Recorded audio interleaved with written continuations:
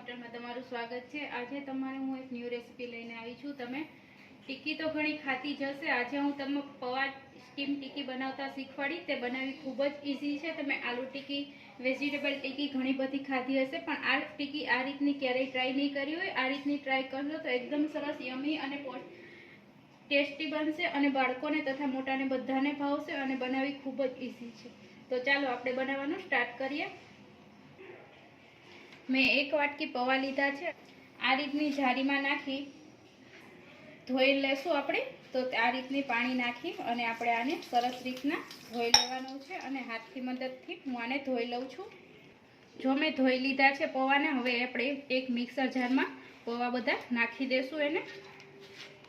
हवे आपणे जे पौवाना वाटकीना मापथी आपणे पौवा लीधा हता ए ज वाटकी मापथी हूँ रवो एड करूँ छुं। आमां स्वाद अनुसार नमक, मीठा लीमड़ाना पान नाखशुं जेथी एकदम सरस टेस्ट आवे छे।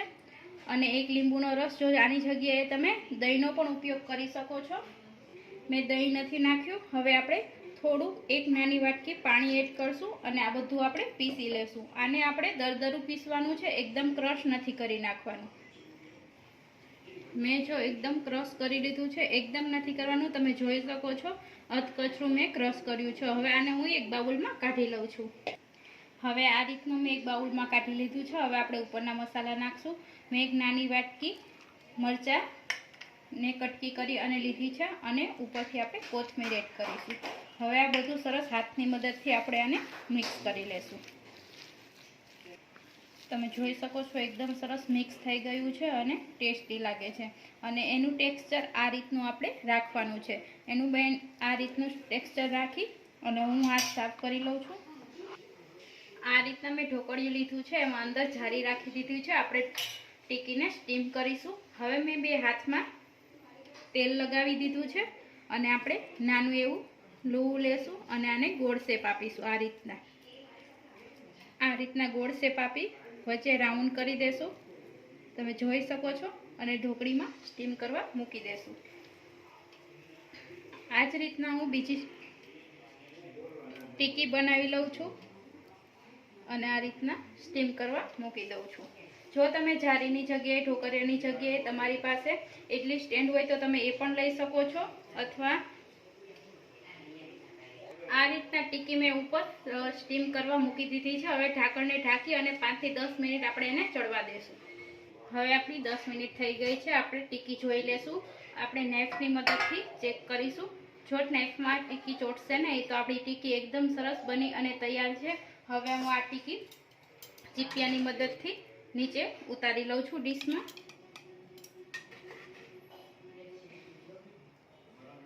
આ રીતના હું બધી ટીકી બહાર કાઢી લઉં છું। જો આપણી ટીકી બની અને તૈયાર છે, તમે જોઈને એકદમ ફીકી ફીકી લાગે છે ને। હવે આની ઉપર આપણે વઘાર કરીશું। તે જોઈ અને એકદમ ટેસ્ટી અને યમી બને છે। તો તેના માટે મેં એક કઢાઈ લઈ લીધી છે। અમે આ તેલ આપણે ગરમ કરીશું। આપણું તેલ આવી ગયું છે। હવે હું એમાં રાઈ એડ કરી દઉં છું, જીરું અને મેં લસણ,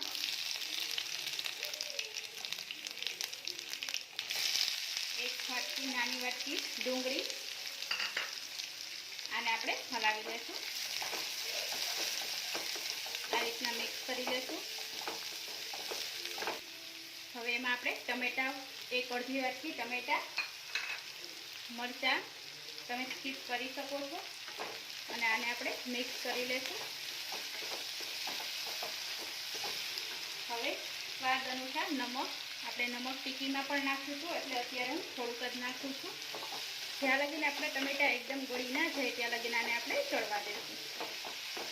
આપણે ટમેટા એકદમ ગળી ગયા છે। હવે આપણે એમાં વધારાના મસાલા નાખશું। ચપટી હળદર, કલર આવે એના માટે લાલ મરચું, કાશ્મીરી પાવડર છે, તમે તીખું પણ ઉપયોગમાં લઈ શકો છો, ગરમ મસાલો, આ બધું આપણે સરસ મિક્સ કરી દઈશું। હવે અત્યારે આમાં થોડુંક આપણે દહીં એડ કરીશું। મેં 2 ટીસ્પૂન જેટલું દહીં લીધું છે। તમે દહીંની જગ્યાએ પાણી પણ ઉપયોગમાં લઈ શકો છો અને આને આપણે એકદમ સરસ મિક્સ કરી લઈશું। તમે જોઈ શકો છો એકદમ સરસ દહીં પણ પાણી બધું વળી ગયું છે।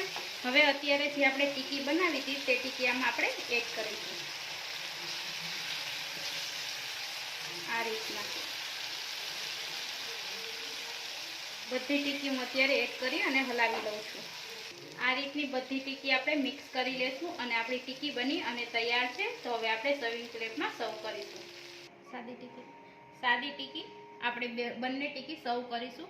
તમે આને દાળ સાથે સંભાર સાથે ખાવી હોય તો ઇડલીની જગ્યાએ તમે આનો પણ સર્વ કરી શકો છો, બનાવી શકો છો। હવે આપણે જે વઘાર કરી હતી તે રાખીશું। તમે જોઈ શકો છો એકદમ યમી અને ટેસ્ટી બની છે।